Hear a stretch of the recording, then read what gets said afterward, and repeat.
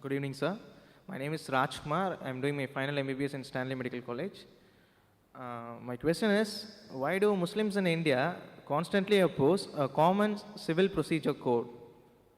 Why do Muslims in India oppose a common civil procedure code?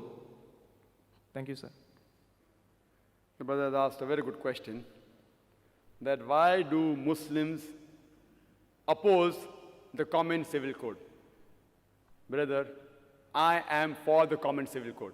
But that common civil code should be the best code which practically gets result. I am for it. Even if the full Muslims of India are against it, I, Dr. Zakir Naik, is for it, and I would debate.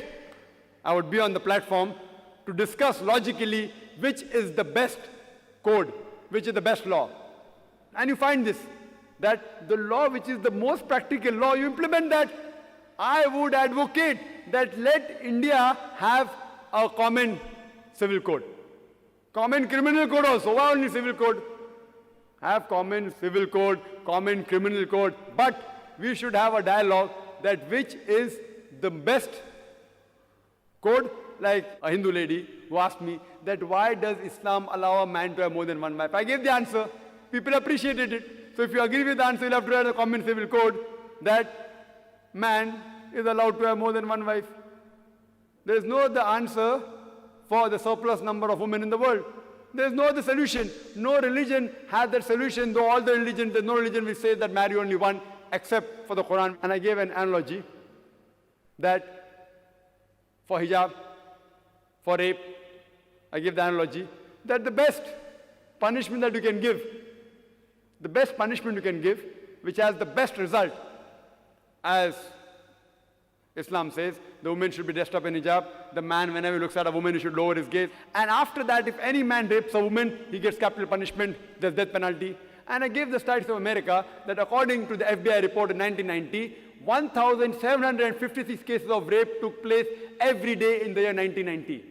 In 1996, according to the statistics of US Department of Justice, 2,713 cases of rape took place every day in the year 1996. That means every 32 seconds, one rape is taking place. You know, we are here since the past 2 hours. More than 200 rapes have taken place in USA from the time we are here.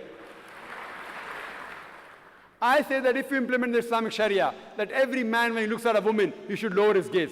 Every woman should wear the Islamic hijab, complete body covered except the face and hands up to the wrist. After that, if any man rapes, he gets capital punishment. I'm asking you the question, will the rate of rape increase? Will it remain the same or will it decrease? It will decrease the practical law, and this you can see. There was a program on BBC talking about a part of Nigeria which implemented the Islamic Sharia, and they gave the death penalty for rape, and immediately the cases of rape came down. The least rate of rape in any part of the world is in Saudi Arabia.